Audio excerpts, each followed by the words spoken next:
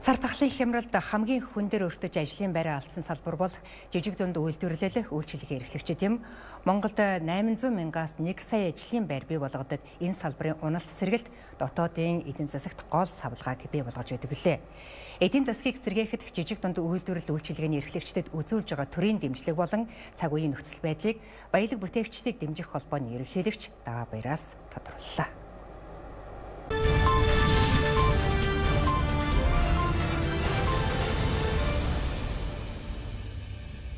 Жижиг дунд үйлдвэр үйлчлэгээний салбар бол Монгол улс төдийгүй бүхий л улс оронд хамгийн чухал стратегийн ач холбогдол салбар нь. Яагаад гэх юм бол тухайн улс орны 80-аас 90, зарим газар бүр 98% нь ажлын байрыг одоо бий болгодог ийм чухал салбар байхгүй юу? Тэгэхээр тухайн ямар ч улс оронд бол мэдээж үндэсний томоохон компаниуд байгаа. Тэр бол одоо улс орны эдийн засгт маш том хувийн оруулдаг. Жижиг дунд үйлчлэгээний салбар болохоор тухайн улс орны одоо хамгийн олон ажлын байрыг бий болгодог байхгүй юу? Одоо жижиг дунд үйлдвэр үйлчлэгээний салбар Монголд бол 800-аас сая гаруй хүнийг ажлын байраар хангаад явж ирсэн ийм салбар. Гэтэл энэ цар тахлын үед бол маш олон жижиг дунд үйлдвэр үйлчлэгээнүүд үйл хаалган хаалаа. Дээрээс нь одоо дампуурлаа зарлж гин, үйл ажиллагаагаа цомгодож гин, зарим нь үйл ажиллагаа нь маш их тоглолтож гин тэ. Тэгэхээр энэний цаана Монгол хүмүүс л ажилгүй орлогогүй болоод ирнэ гэсэн үг байхгүй юу? Тийм учраас Монгол хүмүүсээ ажилдаа орлоготой, дээрээс нь ажлын байрыг хадгалах тал дээр төр засгаас онцгой анхаарал хандуулах хэрэгтэй. Бүр энэ цар тахлын үед бол бүр онцгой анхаарал хандуулах хэрэгтэй. Жирийн үед л энэ маш чухал салбар байдаг гэсэн шүү дээ. Ер нь бол тэ. Гэтэл цар тахлын үеэр энэ хил гайл хааж байгаатай холбогдуулаад хүн эрүүл мэндтэй эрүүл байхын тулд маш их нэмэлт зардлууд гарч байна. Тэ өвчнөд тусаад өвчнөө идэхин тулд одоо өөрөө төдийгүй хань ижил ах トゥ хамаатсан садангаа одоо аюул өвчнөөс хамгаалахын тулд байгаа бүхнээ л барьж байна.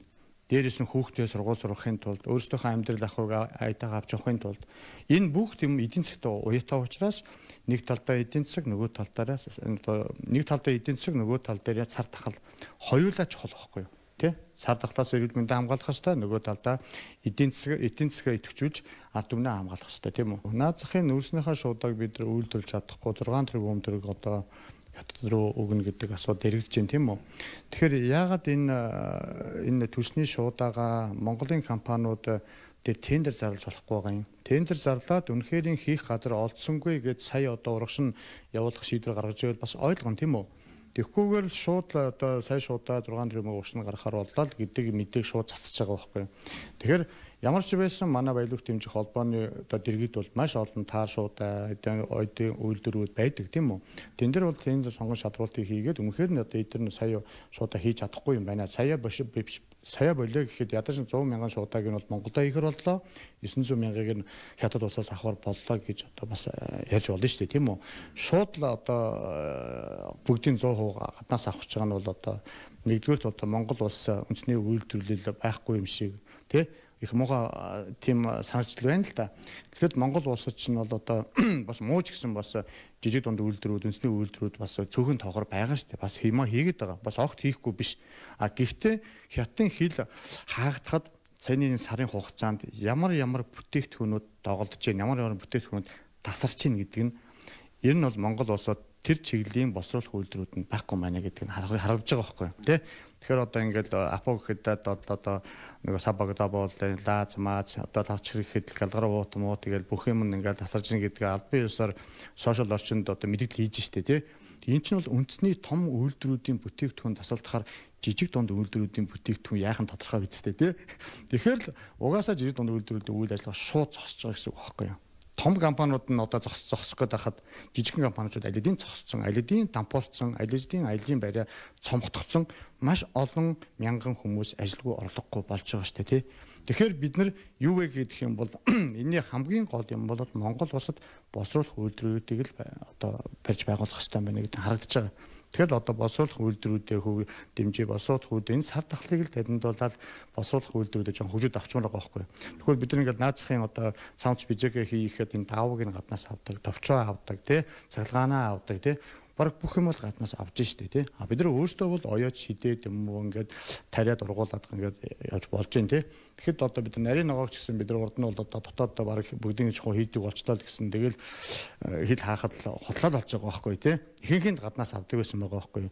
Өндөг тухайн хатуу хөлрөөний үед яадаад өндгийг бид нар дотоод хангаад байна л гэсэн. Бас л өндөгний дөнгөж 50% хөрөгтэйг үедээ л дотоос хангадаг байсан. Тэгэл бид нар чинь хатуу хөлрөөний үед бол могооноор нь хүртэл өндгийг оруулж ирж илээ шүү дээ тий. Нөгөө зам тээвэр зогсцсон.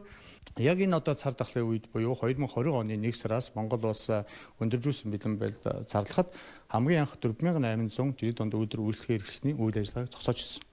Энд бол жижиг цаг засвар, одоо ресторан, ганц, хотел, савн гээл тий массажны газрууд гэх мэтлэн гээ тий бүх жижиг дунд үйлдвэр үйлчлэгээнүүд хамгийн түрүүнд зогсчод байгаа. Дээрээс нь одоо энэ том захвууд байна тийм ээ. Захвалдаачд тий эдгээр бас ингээд зогсож ирсэн тийм үү.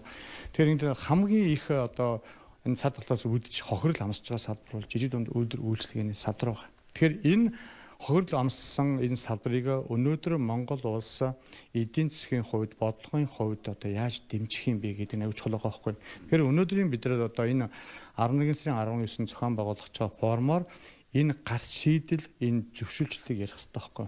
Бид энэ нэгэнд одоо цар тахлаас үүдсэн дэлхийн хэмжээний энэ том одоо аимшигт өвчин одоо эдийн засгийн хямралыг бол Монголыг тойрсонгүй дайраад өнгөрлөө. Тэгэхээр бид нар энээс яаж хурдан гарах уу? Гарахгүй маа гэхэд цар тахлаас өмнөх эдийн засаг руу яаж хурдан орох вэ гэдэг дээрээ бид нар ярилцах хэрэгтэй байхгүй.